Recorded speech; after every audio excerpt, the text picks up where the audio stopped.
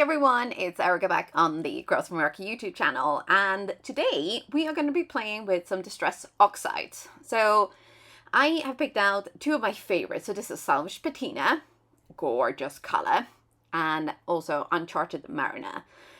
These two colors are just so lovely, and I love doing all sorts of things with them. But today we are going to do some ink blending. And I've gotten some tools out here. These brushes are from the Rabbit Hole Designs. I've also got my little finger saver. This is just a piece of acetate with a bit of post-it tape on it so I can see like where it is. And it stops my fingerprints from transferring to like my ink blending. And then this is just like a little DIY sticky mat kind of thing, but as you can see I have to actually add a little bit of non-permanent adhesive to it because it's just a piece of acetate with some gorgeous rainbow washi on it, and it just kind of helps me keep things a little bit tidier and neater in my craft room. I am a very messy crafter, so I use these like little tricks to kind of help me clean up a little bit afterwards, because otherwise it would just be full-on mayhem, inky mayhem. But we are going to start with some ink blending here, as mentioned. So you can see here I've rubbed my brush really well onto the ink pad itself, and then I'm tapping it off onto the lid. The reason I'm doing this is because one, it is a brand new brush to this color, so I just want to make sure that the bristles are evenly covered, and also I want to make sure that the ink is kind of, it's not loads and loads of ink on the brush so that you get all that like blotchy bits. So as you can see, I have just, you know, this is just one go and you get a really nice soft blend. So the key to ink blending is patience, which admittedly usually I'm not like great at patience, but when it comes to ink blending, it definitely pays off being patient. So here I'm going to do the same thing with the Uncharted Marina. I'm going to rub it onto the ink pad, and then we're going to tap off the excess onto the lid and try to get that nice even coverage. And then we're going to start right at the corner there, and then we're going to work our way up. So you will see here that I'm not actually adding much more ink. I am just using whatever's on the brush and what is on the paper, and we're just going to kind of push it upwards towards the Salvage Patina to get a little bit of a bridge gap there. And then what we're going to do is we're going to go back to the Salvage Patina. We're going to turn this over a little bit. We're going to use our finger saver so that we don't get any marks on our little blue bit there.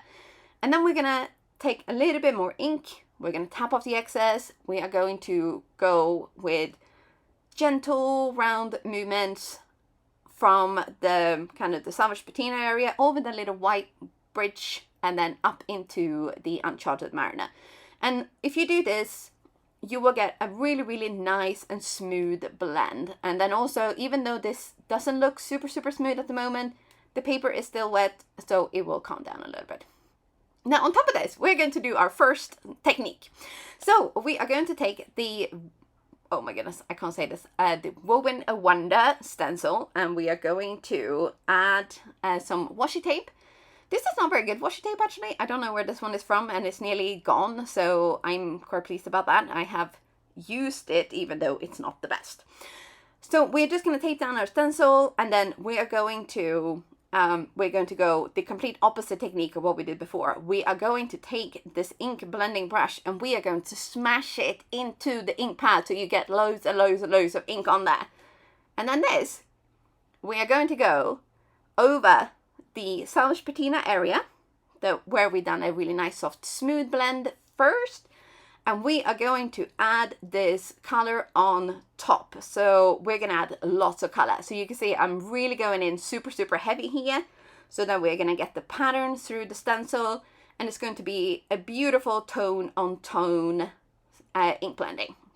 So we're gonna do the same with the Uncharted Marina. We're gonna smash that ink blender brush into the ink pad, and then we're going to add that color. And I mean, just look at that color when you add it onto the stencil. It just looks stunning. And because there's so much excess ink on the stencil, there's two ways that you can kind of use that excess ink. So you can either, if you want to do like a watercolor background, you spritz water on that and then you place watercolor paper on top, press down, and that's done. But here I'm going to take another piece of cardstock and I am just going to basically take whatever that ink is left and we're going to blend it. So whatever is like on the, where the pattern isn't, we're going to just blend that into the pattern so that we're not wasting this ink, because, you know, wasting ink is crazy.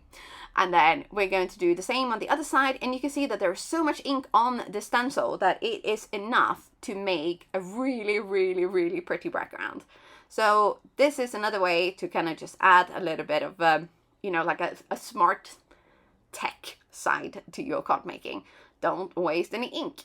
So on this panel, I wanted to make sure that the white pattern around the actual stencil pattern stays kind of white. So I'm leaving the stencil in place, and then I am going to spritz a little bit of water into my, this is the Gansai Tambi Starry Color water palette. You can see mine is very, very well loved. I have had this one for, I don't know, it feels like donkey's years, which is a British way of saying many, many, many years.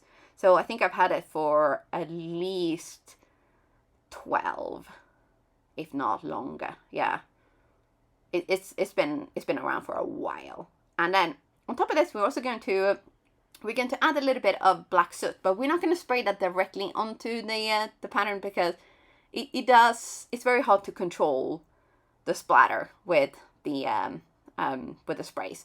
So I sprayed a little bit in the corner, and then I've taken that paintbrush that had the gold watercolor on top, and I've mixed that in. So we're gonna have like black watercolor. Yes. But so by doing this, you kind of you keeping the white kind of clean, which is, if you're a clean and simple kind of gal or person, that is, you know, a great way to just kind of make sure that everything stays a little bit whiter. So here we're going to do kind of the opposite. We are going to like just add full on scale, splatter, color, everything. So this is going to be, you know, so basically we have a clean and simple kind of background, and then we have a wowza, all the colors, all the splatter background. So depending on what kind of card maker you are, do you like, you know, with the white shine through? Do you like it when it's just colors and texture? Because you can see that there's like a difference in the kind of finished look, obviously, because, you know, it's different techniques, but, you know.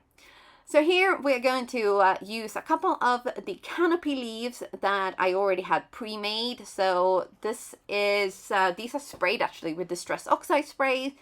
And then we're going to use a pre-made or pre-hot foiled sentiment from the Handmade with Love sentiment set. And we're going to use the same one for the other card. So these are going to be layered up with a couple of pieces to make sure that there's a little bit of height. And then we're going to use these Acanthus leaves that are just simply cut out of white cardstock and splattered with some gold watercolor. And as you can see, very, very different finishes, kind of very similar products have been used. And here we're going to be using the Celeste Green gems for our blue card. These are fantastic. There's so many like different shimmers of colors in there. And then we're also going to use the Mystic Topaz on the other card. So you might think that those look a little bit pinkish, and they have a bit of a kind of a pink, lavender soft tone to them. But I thought that could just be kind of like the nice little contrast to add another fun element to the card. So sometimes I like to have my bling bling like super, super color coordinated, and other times it is like that. Boom, yes, it's an extra color, it's an extra layer, it's an extra texture, and it just, you know, I want them to kind of really, really stand out. But for this card, I wanted them to kind of almost be part of the design, because the background is so busy. I thought I can add a lot of them here, but because they are a similar color scheme, it's not going to be so in your face. Whereas with this one, I decided to kind of go the opposite direction. So I wanted them to really stand out. So at first I was like, oh, I'm probably gonna like sprinkle them around the leaves like this, like I did on the first card. But then I was like, maybe we're gonna, you know, like really make them stand out, and we're gonna put them on the leaves to kind of bring the attention to the sentiment. So it's kind of now like arrows pointing towards the sentiment, I feel, anyway. But that is, you know, I decided, you know what, we're just going to go with it. I'm going to stop overthinking it, because I often overthink things in my head and in my craft room. So I decided we're just going to go for it. It's done. This is it. These are the cards. I really hope you have enjoyed this video, and, you know, kind of will make you look at your products a little bit differently and see that, you know, you can stretch, you can get very, very different results by just switching up your technique a little bit.